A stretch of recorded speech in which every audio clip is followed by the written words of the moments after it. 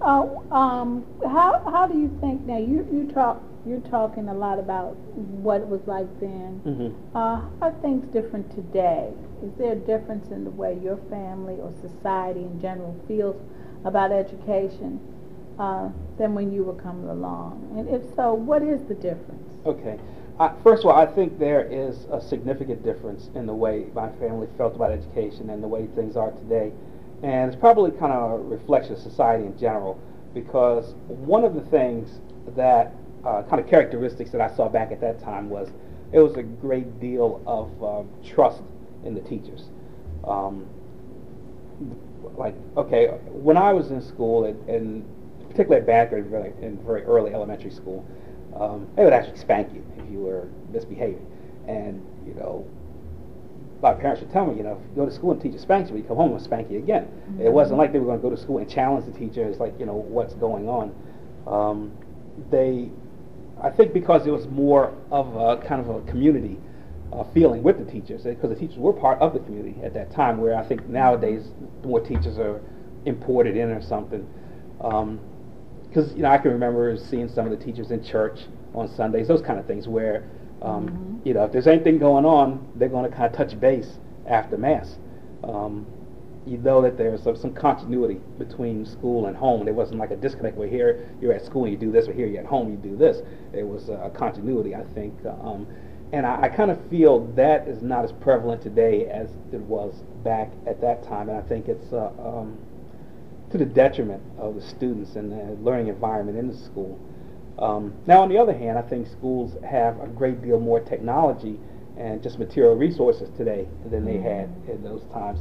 And I think they have a better understanding of children that have any kind of a problem, be it a learning disability, be it some kind of behavioral problem, or be it just having like a dysfunctional home where you can't go home and sit down and do your homework and concentrate and get proper nutrition and things you need to be able to function at school. I think there's a better understanding of that now in the schools. So I mean, it's not all like in the good old days. It's it's like everything is a trade-off. You have some of something and less of something else.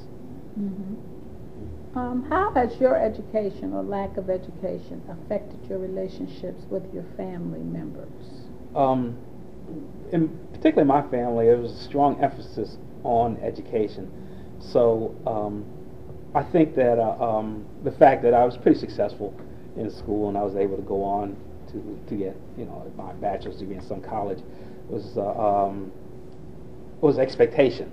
So the fact that I kind of did what was expected of me, it just kind of eased things in the family. But when you say family, that's kind of a loose definition. You have an extended family in addition to your immediate family.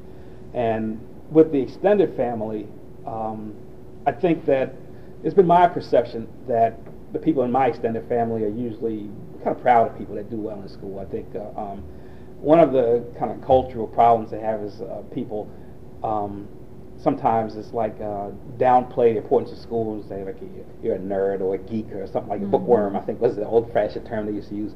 Well, I've been very fortunate to have an extended family that values education, so those kind of distinctions weren't made at that time. So I think my education actually helped my relationship with family. One other way it helped is that even though the older generation of my family seems to be dying out at this point, as I was growing up, they would always, if they had something that was puzzling to them, like some kind of form they had to fill out or something, I did a great deal of complete people's forms, like if they had to get Social Security benefits or their Medicaid benefits or Medicare benefits or anything like that.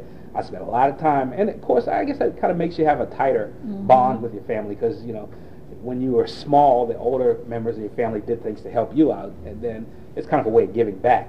As a reciprocity where they did something for you and you get in a position where you do something for them, you do that. So I never had any issue with helping people fill out forms. I was asked to do it 1,000 times, but I did it. Thinking back as you were talking about your elementary years and on up through school, what would you used a word a little earlier called characteristics. And some of the things you said, of families that trust teachers, more of a community feeling, people you saw, continuity between home and school.